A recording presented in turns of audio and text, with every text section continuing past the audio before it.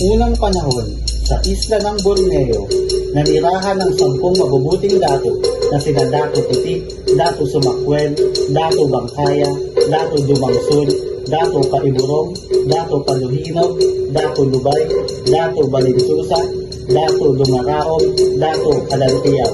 Ngunit sila ay pinamumunuan ng isang malupit na hari na si Rama Makutanao. Sumunod kayo sa akin. Wala akong pakialam sa inyong paghihirap. Hindi na makatarungan ang paumuno mo. Nahirapan na ang aming mga tao. Kailangan na natin umalis at maghanap ng bagong tahanan.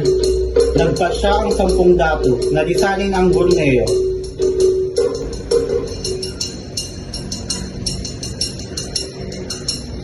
Sumakay ang mga dato at ang kanilang pamilya sa malaking bangka at naglayag sa malawak na dagat.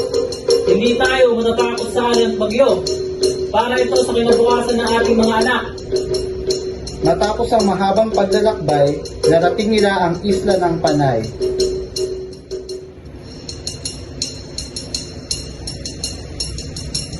Sa Panay, nakilala nila ang mga ati na pinamumunuan ni Mariculo at Reyna Maniwantiwan.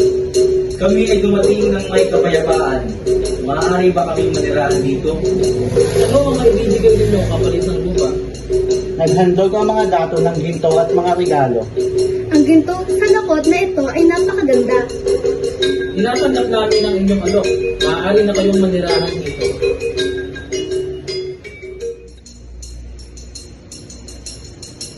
Lumipat ang mga ati sa kabundukan at nanirahan ng mga dato sa kapatagan.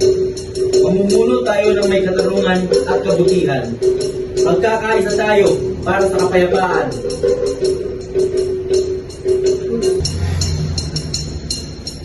Ang kwento ng 10 dato ng Borneo ay paalala na ang pagkakaisa at respeto ay nagdadala ng magandang kinabukasan.